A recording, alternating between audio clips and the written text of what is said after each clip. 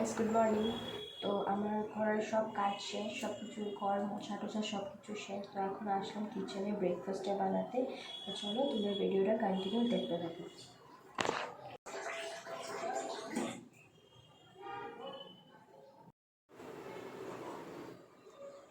তো আমি বানাবো আজকে সকালের ব্রেকফাস্ট গুলা রুটি। আর রোজ রোজ রুটি খেতে ভালো লাগে না, তার জন্য আজকে গুলা রুটি বানাবো।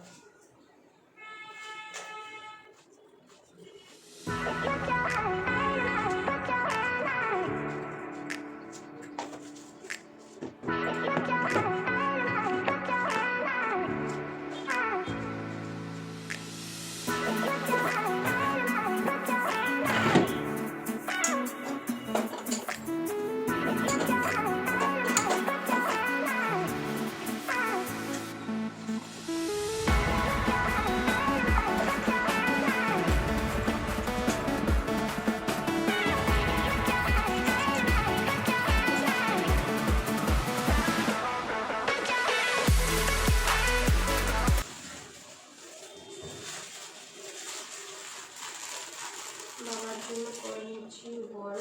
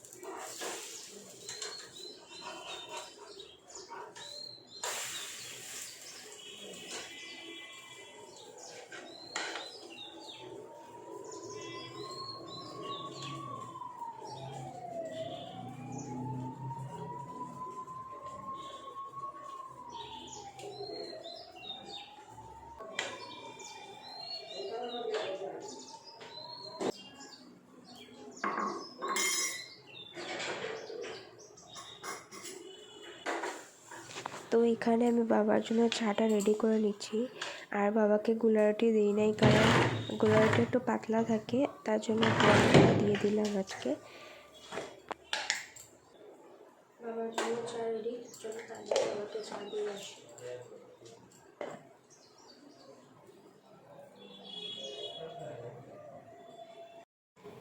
তো আমার ব্রেকফাস্ট বানানো শেষ।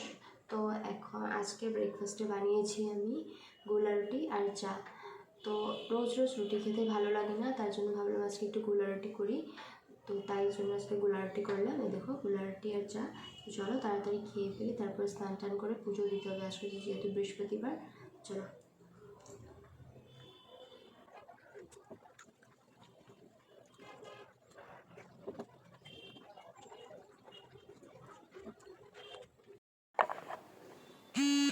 স্নান টান কমপ্লিট, সব কাজ কিছু সব কিছু শেষ। তো এখন আসলাম ঠাকুর ঘরে ঠাকুর পুজো দিতে। তো চলো তোমরা ভিডিওটা দেখতে থাকো। আজকে যেহেতু বৃহস্পতিবার, তাই ভাবলাম সব কিছু পরিষ্কার করে সুন্দর করে ঠাকুরটা দিই।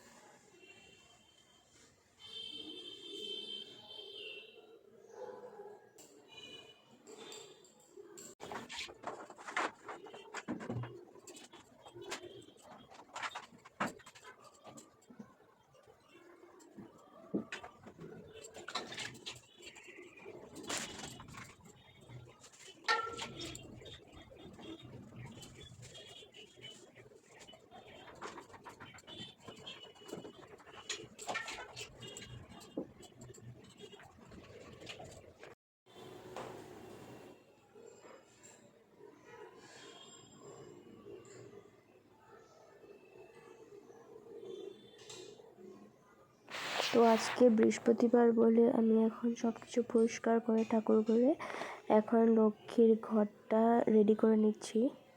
প্লাস যেহেতু আমি সব কিছু পরিষ্কার করছি তার জন্য একসাথে বিপদনাশিনীর ঘরটাও আমি চেঞ্জ করে দিলাম আজকে, ধুয়ে সব কিছু পরিষ্কার করে একসঙ্গে সব কিছু সুন্দর করে নিচ্ছি, রেডি করে নিচ্ছি সব কিছু। কারণ যেহেতু সব কিছু পরিষ্কার করার পর একটা ঘর চেঞ্জ না করলে ভালো লাগে না, ছোঁয়াটা হয়ে যায়, তার জন্য আমি সব কিছু চেঞ্জ করে নিলাম।